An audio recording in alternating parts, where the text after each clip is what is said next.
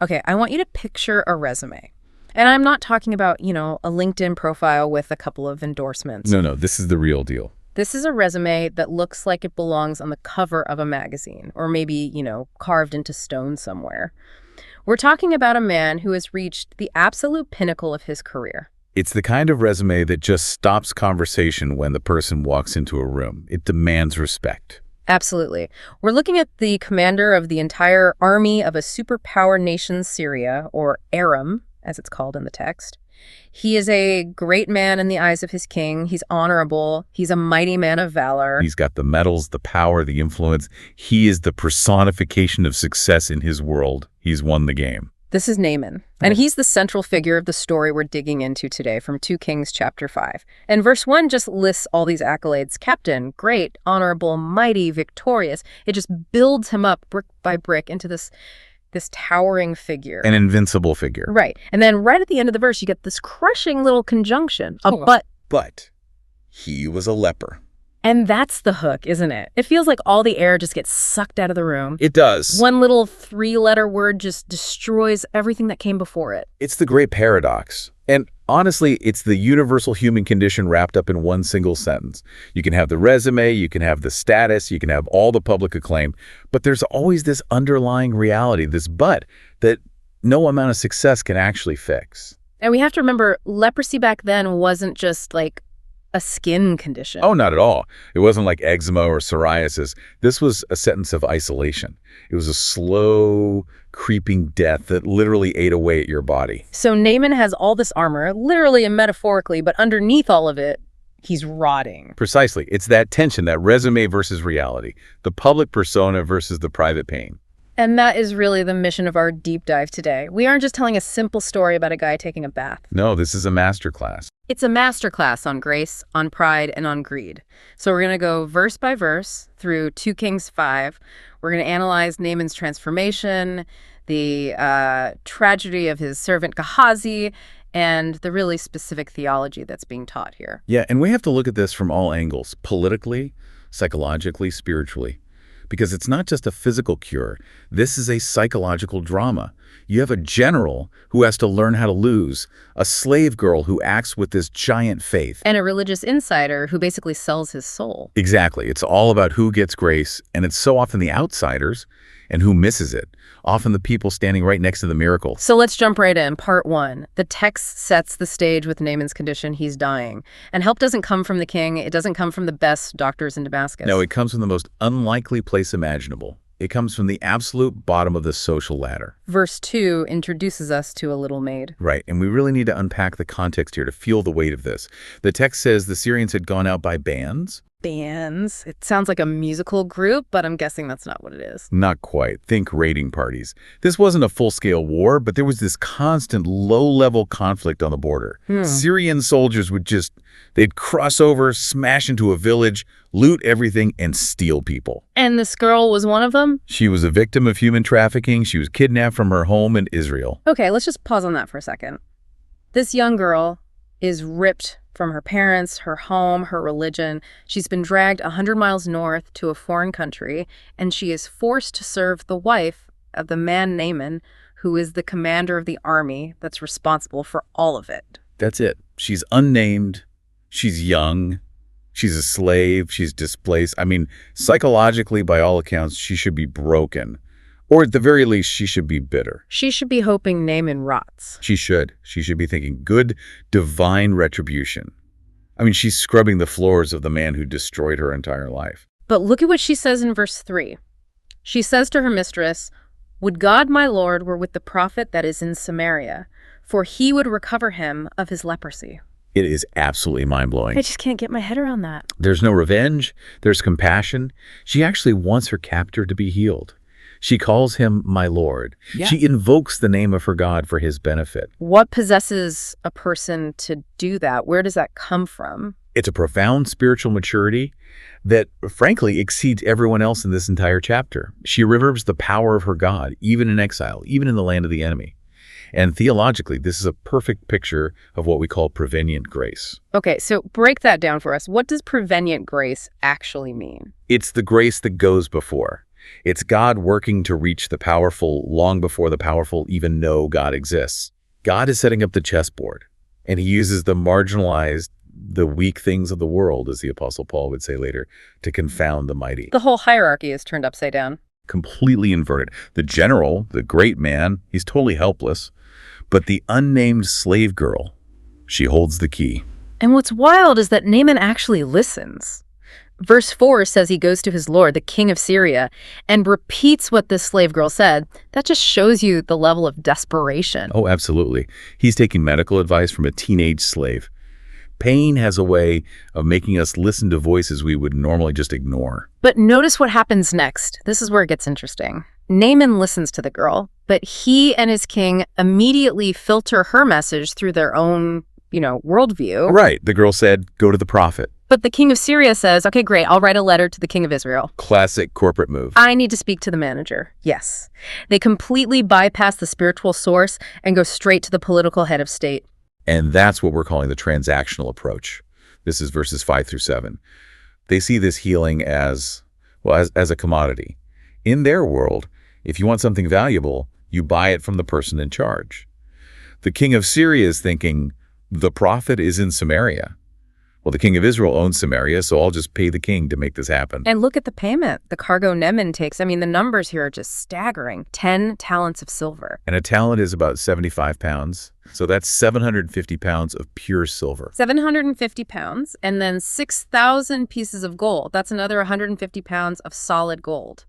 Plus 10 changes of raiment. These are like high-status designer outfits. Yeah, probably embroidered with precious metals themselves. If you try to calculate this in modern currency, you're talking about millions and millions of dollars. It's a fortune. It is. It's a king's ransom. And it perfectly illustrates that worldly mindset. Grace is something you purchase with wealth and influence. Naaman is basically bringing a dump truck full of money to buy himself a miracle. He wants to pay for it, so he's not indebted to anyone. So the letter arrives. How does the king of Israel react? He panics. Total, absolute panic. Verse 7 says he rent his clothes, which is a sign of extreme mourning or distress in that culture. You'd tear your garment from the neck down to show that your heart is torn. Why is he freaking out so much? Well, because of the letter. The letter basically says, I sent my servant Naaman to you, heal him. It's a demand. It's a demand. And the king of Israel, who is likely Jehoram, he reads this and thinks it's a setup, a pretext for war. He thinks the king of Syria is giving him an impossible task so he can invade when he fails. He says, am I God to kill and to make alive? He takes it completely literally, politically. He's trying to start a fight with me. Exactly. But notice the theological deficit here. The king asks, am I God? Which, is a fair question. He can't heal leprosy. But he completely forgets that there's a prophet in his own kingdom who can. The slave girl in Syria knew about Elisha. The king of Israel seems to have forgotten him. Or he just doesn't believe Elisha can do anything about this. Yeah. He's so focused on the political threat that he completely misses the spiritual opportunity right in front of him. It's really tragic. So the king is in the throne room, tearing his royal robes, screaming, and then enter Elisha. And this brings us to part 3, the offense of simplicity. Elisha hears about the meltdown at the palace. In verse 8, he just sends a message. Why are you tearing your clothes? Let him come now to me, and he shall know that there is a prophet in Israel. I love that confidence. It's just send him over. Stop panicking. This is what I do. Exactly. So Naaman rolls up, and you have to picture this scene. Verse 9 says he comes with his horses and with his chariot. This isn't just one guy. This is a motorcade, a full-on military parade. Yeah, imagine the dust kicking up, the snorting of these powerful war horses, the sun glinting off the gold on the chariot. He pulls up to this, humble little house where Elisha lives. And he's expecting the red carpet. He expects Elisha to come out bowing and scraping. He's a VIP. But what happens? Verse 10. Elisha doesn't even come out. Nope. He sends a messenger.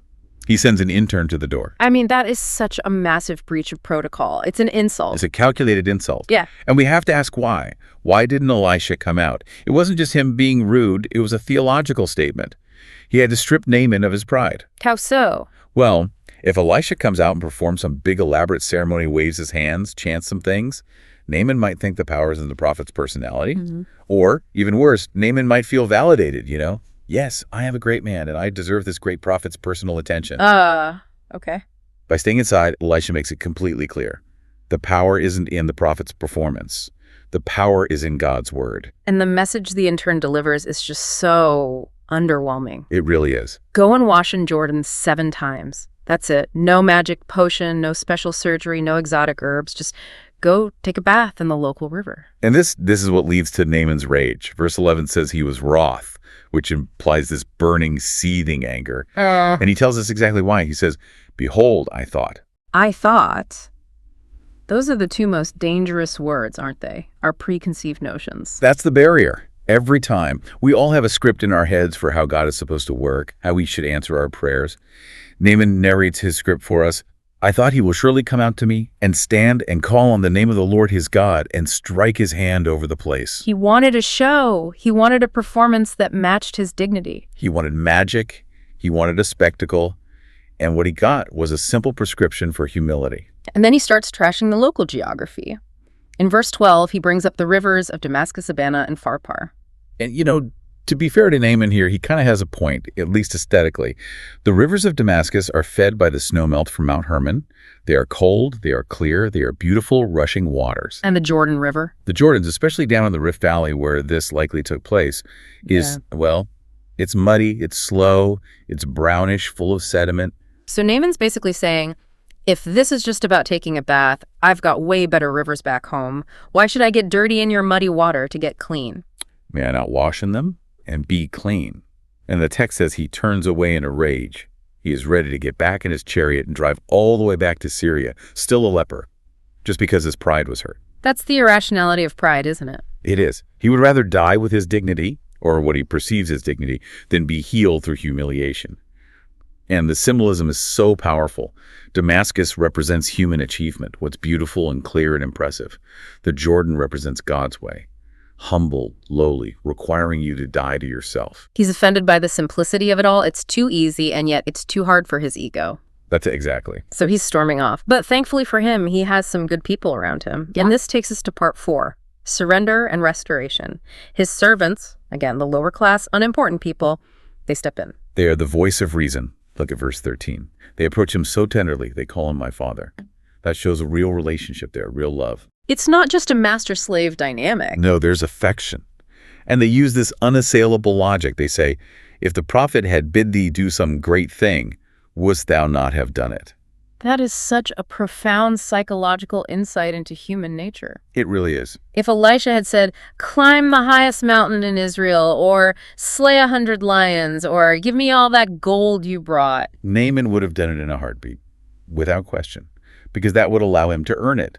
It would let him be the hero of his own story. Look what I did to get cured. Pride loves to earn salvation through difficult, heroic tasks. But grace? Grace is offensive, because it requires nothing from you but submission. It requires you to admit you can't do it on your own. And so the servants ask, how much rather than when he saith to thee, wash and be clean? It's the logic of grace. And amazingly, it works. He listens, he stops the chariot, he walks down to the muddy bank of the Jordan River. And he dips 7 times. Just think about that scene for a moment. He has to take off his armor, the very symbol of his strength and power. He has to take off his fine robes, the symbol of his status. He has to expose his rotting, leprous skin to his servants, to the world. It is a moment of total, complete vulnerability, and he has to do it 7 times. I wonder what was going through his head on, dip number 3 or 4. Oh, I'm sure it was doubt. Imagine the first time. He goes under the muddy water, comes up, looks at his arm, still white, still leprous. Second time, nothing. 3rd, 4th, 5th, 6th, still a leper. It requires this persistence and obedience, even when you don't see immediate results. It's a test of faith. Are you going to trust the word you were given, or are you going to trust your eyes? And then, the 7th time, verse 14 says, his flesh came again, like unto the flesh of a little child. And that phrase is so vital. Like a little child. It's not just that the leprosy was gone and he had some scars left over. This was a complete restoration. His skin was better than it was before he ever got sick. It's a total renewal. It is. And theologically, it's a picture of regeneration. Yeah. He wasn't just healed. He was, in a sense, reborn. In the New Testament, Jesus talks about needing to become like a little child to enter the kingdom. This is a vivid Old Testament picture of being born again. And you can't miss the connection to baptism here. Oh, it's impossible to miss. Yeah. It's water connected to the Word of God. The water itself didn't have magical mineral properties. I mean, if it did, there wouldn't be any lepers in Israel. Right. It was the specific act of obedience to the Word of God. Just as in baptism, the water is just water, but it's the promise of God attached to that act that brings the cleansing. So he comes up out of the water and he is brand new. The general is clean. The but in his story is gone. And this changes everything. We move into part 5, the convert's confession. He goes straight back to Elisha. He returns to the man of God. And verse 15 is one of the most powerful monotheistic confessions in the entire Old Testament. He says, "Behold, now I know that there is no God in all the earth, but in Israel." He went from being a pagan who worshipped the Syrian god Rimmon to being a true believer in Yahweh in one afternoon. His theology got healed right along with his skin. And his first instinct is gratitude. He stands there and says, "Take a blessing of thy servant." He wants to give Elisha the money. He's trying to pay for the blessing he received. But in verse 16, Elisha absolutely refuses. He swears an oath. "As the Lord liveth, before whom I stand, I will receive none." Why refuse? I mean, honestly, Elisha was a prophet. He lived in a humble home. He probably could have used the funding for his ministry, for the sons of the prophets he was training. Why turn down millions of dollars? Because it was absolutely crucial to protect the nature of grace. If Elisha had taken that money, Naaman might have gone back to Syria, thinking that Yahweh is just another transaction-based deity. Just like Rimmon, you pay the priest, that God gives you a favor. You bought it. So it would have undermined the whole lesson. Completely. Elisha had to show that God's grace is a free gift. It cannot be bought. He's protecting Naaman's brand new faith from becoming just another business deal. Okay, so Naaman keeps his money. But then he makes 2 really, really strange requests. First, in verse 17, he asks for 2 mules' burden of earth. He wants to take 2 wagon loads of dirt back with him. It sounds so bizarre to us, doesn't it? But we have to get into the ancient Near Eastern mind. In that time, gods were often seen as territorial. They belong to a specific land. Naaman now understands he has to worship Yahweh, but he thinks Yahweh is physically tied to the soil of Israel. So he wants to take a piece of holy ground back to Damascus to build an altar on. Exactly. He's creating a little embassy of Israel in his own backyard in Syria. It's a primitive theology for sure. God isn't limited by dirt. But Elisha doesn't correct him. He allows this accommodation because Naaman's heart is in the right place. He's trying to figure out how to worship the true God while living in a pagan land. And then there's the second request, the Rimmon dilemma. This is in verse 18. He says, "When my master the king goes into the house of Rimmon to worship, and he leans on my hand, and I bow myself, the Lord pardon thy servant in this thing." This is such a fascinating ethical moment. Naaman is the king's right-hand man. Part of his official job description is to physically support the elderly king as he bows in the pagan temple. So he's in a bind. A huge one. He's saying, look, my heart belongs to Yahweh now. I don't believe in Rimmon anymore. But my job requires me to be in this physical posture of bowing because I'm literally holding the king up. Is that okay? Am I sinning when I do that? It's the classic tension of being a believer in a non-believing culture. The politician, the businessman, who has to be in environments that don't line up with their faith. And Elisha's response in verse 19 is just, go in peace. That's it. That's it. I love that so much. He doesn't give him a lecture. He doesn't burden this brand new convert with a huge list of rules. He doesn't say, you have to quit your job immediately. He trusts God to work on Naaman's conscience. He sends him away with shalom. It's this beautiful picture of pastoral wisdom. So Naaman rides off into the sunset, happy, healed, saved. And the story really should end there. It would be a perfect ending. It would be, but it doesn't. Because while the outsider was getting saved, the insider was getting corrupted. And we enter part 6, the greedy servant. Verse 20 pivots to Gehazi, Elisha's servant. Now, this is the guy who has had a front row seat to miracles. He's seen Elisha raise the dead. He's seen oil multiply. He is in the inner circle. But proximity to power doesn't guarantee purity of heart. Not at all. Gehazi watches Naaman leaving with all that silver and gold still in the wagons, and something just snaps inside him. He says to himself, "Behold, my master has spared Naaman this Syrian, in not receiving at his hands that which he brought." Spared. As if Elisha made some kind of tactical error by being generous. Right. And notice the slur, the Syrian. There's this contempt there, this nationalism. Why should this foreigner get a free ride? We should have fleeced him. And then he swears an oath. He says, "As the Lord liveth, I'll run after him and take somewhat of him." That is just chilling. He uses the exact same holy oath that Elisha just used. Elisha used it to refuse money. Gehazi uses it to justify stealing it. It's profanity. He's using spiritual language for purely carnal gain. It's the corruption of the holy. So he chases after Naaman's convoy. And when Naaman sees him, he jumps down from his chariot to greet him. Which again shows you the humility of this new Naaman, a general jumping down from his war chariot to greet a prophet's servant. The change is real. And he asks, "Is all well?" And here comes the lie. Verse 22. Gehazi invents the story on the spot. He says, "All is well. My master hath sent me, saying, Behold, even now there be come to me from Mount Ephraim 2 young men of the sons of the prophets. Give them, I pray thee, a talent of silver and 2 changes of garments." It's a plausible lie. He's appealing to Naaman's new faith. Help the poor seminary students. It's for the ministry. And he asks for what sounds like a modest amount. Just 1 talent of silver. He frames it as a charitable donation. Which is still 75 pounds of silver. That's not pocket change. No. And Naaman, in his newfound generosity and gratitude, says, "Be content, take 2 talents. He gives him double what he asked for. He's just so eager to give. He is. He packs up 2 talents, that's 150 pounds of silver, and 2 suits of clothes, and he even sends his own servants to carry it all back for Gehazi because it's too heavy for one man to carry. So Gehazi gets the loot. Yeah. Verse 24 says he comes to the tower, probably some secret hiding place, a hill near the house. He stashes the goods, sends Naaman's servants away. And then he straightens his robe, wipes his brow, composes his face, and walks in to see Elisha as if nothing happened. The audacity is just staggering. He stands before his master, and Elisha asks him one simple question. "Whence comest thou, Gehazi? Where have you been?" And that's the moment of grace, is the opportunity to confess. It's the Adam, where are you moment in the garden. God, or in this case the prophet, knows the answer, but he's giving the sinner a chance to come clean. But Gehazi doubles down on the lie. "Thy servant went no whither, I didn't go anywhere, I was just around." And then the hammer drops. Yeah. Verse 26, Elisha reveals his spiritual sight. He says, "Went not mine heart with thee, when the man turned again from his chariot to meet thee?" Elisha was there in spirit.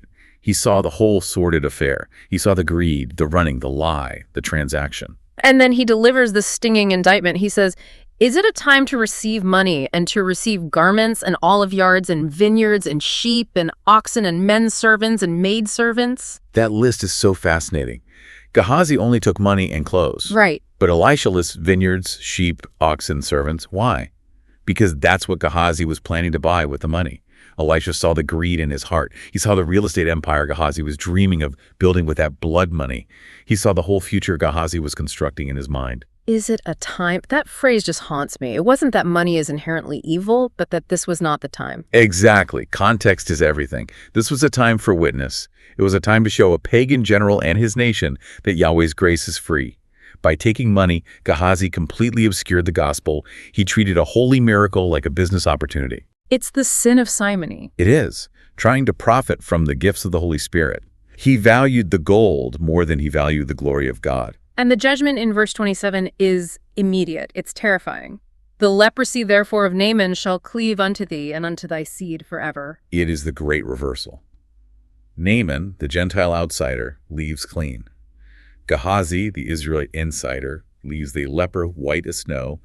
The disease literally transferred from the man who gave up his pride to the man who gave in to his greed. That is such a heavy ending. The servant becomes the leper. The leper becomes the servant of God. And it's a stark warning that just being near holy things doesn't make you holy. You can carry the prophet's staff, you can live in the prophet's house, you can hear the sermons every single day, and still lose your soul to greed. Gehazi knew the truth, but he didn't love the truth. So let's step back a bit and look at this from a higher altitude. Part 7, the multidimensional analysis. What's happening here on a political level? Well, the whole backdrop is this tension between Syria and Israel. They're enemies. Yeah. But the text starts by saying God gave victory to Syria through Naaman. That just destroys any idea that God is only the God of Israel. He's not a tribal deity. Not at all. He is sovereign over all nations.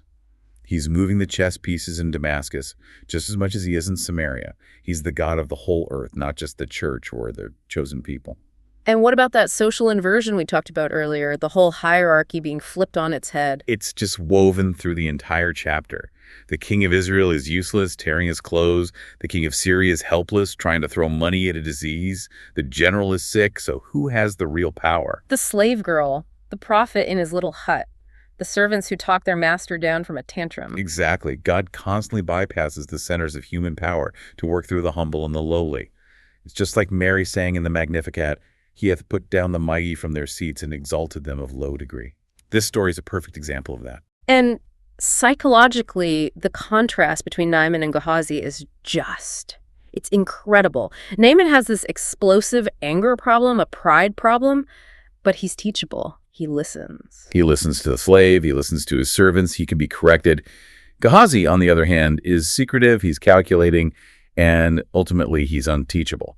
Naaman's pride was loud. It was visible, the rage at the river. You can see that. But Gehazi's sin was quiet and hidden. It was all internal rationalization. I deserve this. The prophet is being too soft. It's just a little bit of money. It really shows that the secret sins, the ones we nurture in the dark that nobody else sees, are often far more dangerous than the public outbursts. Naaman blew up, but he got over it and humbled himself. Gehazi plotted in secret, and it destroyed him. Yeah, and spiritually, you can just feel the battle raging behind the scenes. Mm. We talked about God versus Rimmon. Right, the theological showdown. Yeah. Rimmon was the Syrian storm god, the god of power. But he couldn't heal his own number one general. Yahweh, the God of Israel, demonstrated absolute supremacy. And you can see the enemy trying to starve it at every turn, first, through Naaman's pride, trying to keep him out of that water. If Naaman had just driven home in a rage, the testimony would have been lost. Completely lost. And when that failed, the enemy tried to corrupt the testimony through Gehazi's greed. Because if Gehazi had gotten away with it, Naaman would have gone home thinking, well, the prophet says it's free, but then his assistant came and collected the fee, so I guess it's just business as usual with these gods. Exactly. It would have ruined the entire witness of free grace. And that's why the judgment on Gehazi had to be so severe and so immediate. He was endangering the theological integrity of the miracle. He was misrepresenting the very character of God to the nations. Okay, let's talk typology. There is so much here that foreshadows the New Testament. Oh, it's incredibly rich. Leprosy in the Bible is almost always used as a type or a picture of sin. How so? Well, think about it. It starts small, often painlessly. It spreads. It numbs the senses. A leper can burn themselves and not even feel it. It isolates the victim from the community. And ultimately, it leads to death. And it's incurable by any human means. That's a powerful metaphor for sin. It is. And the cure, the Jordan River acts as a type of baptism. Yeah. Not that the water itself saves, but it's a place of death to self. You go down into the water like a burial and you come up new. Verse 14 says his flesh became like a little child. That's born again language. It's regeneration. Right. Titus 3.5 calls it the washing of regeneration and renewing of the Holy Ghost. And Elisha, in this story, he serves as a Christ type. The mediator. He's the mediator who offers the word of healing. He offers it freely. He refuses to turn grace into a marketplace. He bridges that gap between the leprous sinner and a holy God. So let's bring this home to the listener. Part 8, modern application. Because it's so easy to read this and judge Gehazi or to laugh at Naaman's temper tantrum, but we're all in this story somewhere. We are all Naaman. Every single one of us. We all have that but in our lives. He was a successful executive, but his marriage was falling apart. She was wealthy and beautiful, but she was crippled by anxiety. We all have that one thing, that leprosy, that's broken that no amount of money or success can fix. And we all struggle with the offense of simplicity. Don't we? We want God to ask us to do something big and heroic to fix our lives. Give $1 million to charity, go on a dangerous mission trip, fast for 40 days. Something we can earn. Yes, something we can do to prove our worth. And God just says, repent and believe, wash and be clean. And we say, that's it. That's too simple. I want to do something. We want to be the hero of our own salvation story, to say, look how hard I worked to get right with God. And God says, no, just go wash. Just accept the free gift. And that requires humility. It requires listening to the little maids in our lives. Maybe it's a child, a subordinate at work, someone you would usually overlook, who is pointing you to the simple truth. Naaman had to get off his high horse, literally and metaphorically, to get healed. You have to step down to get clean. And then there's the other side of the coin, the warning of Gehazi. And this is for the believers listening, the insiders, the people who have grown up in church. It is a terrifying warning. You can be in church every Sunday. You can know all the Bible verses. You can be serving the prophet, so to speak, and yet your heart can be completely consumed with the world. The Gehazi spirit is that spirit that views godliness as a means for financial gain. It's the spirit that's always asking, what can I get out of this, instead of what can I give? It's monetizing the ministry. Mm. Or it's just living a double life, thinking you can serve God and money, Yeah. thinking you can hide your secret sins in the tower and that God doesn't see. Elisha said, "Went not mine heart with thee?"